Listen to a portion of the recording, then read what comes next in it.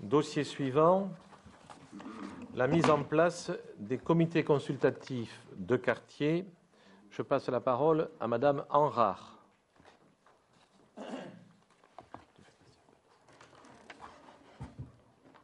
L'engagement des Dacois dans la vie de leur cité est au cœur de la volonté de la nouvelle équipe municipale.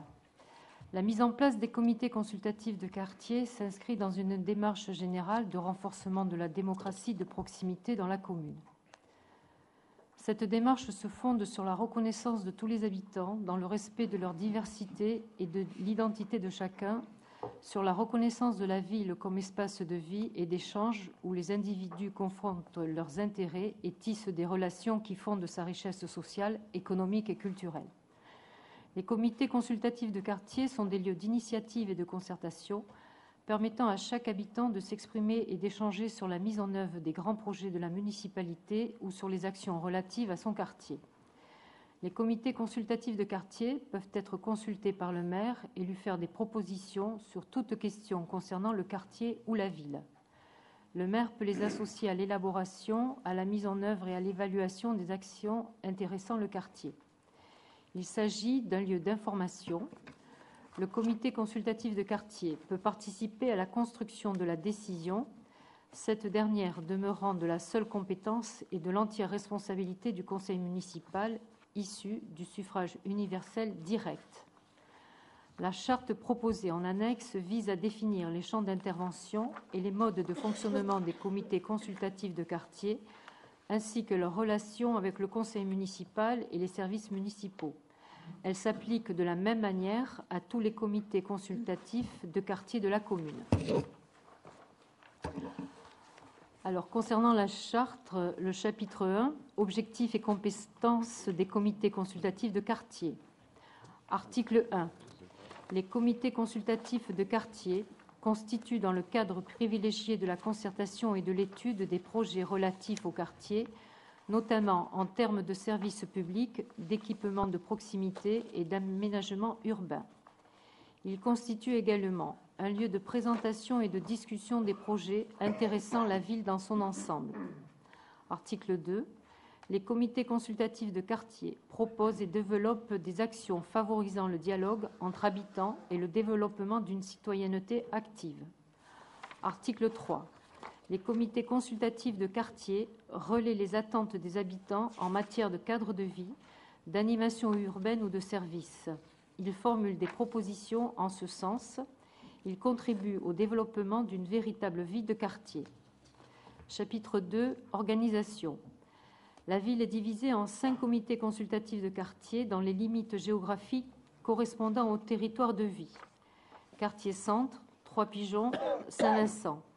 Quartier Sablard, quartier Saint-Pierre, Zac-de-la-Dour, quartier Dugon, Tortes et Cuyès, quartier Berre, quartier Saubagnac.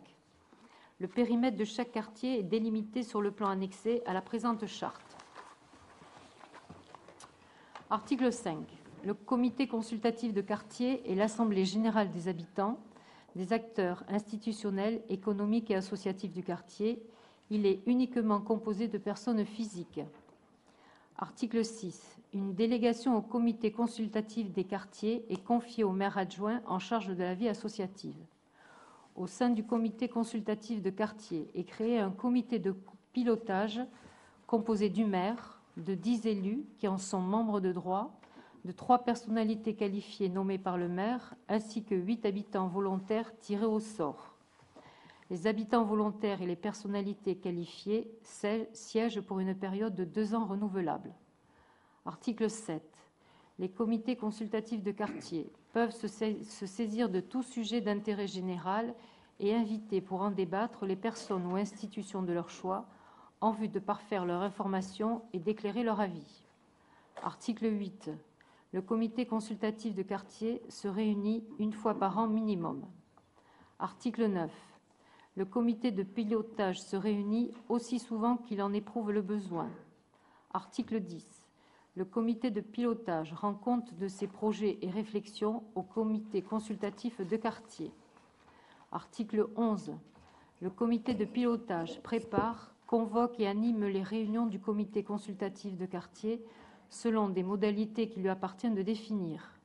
Il relaie vers la municipalité les attentes, avis et besoins des habitants du quartier.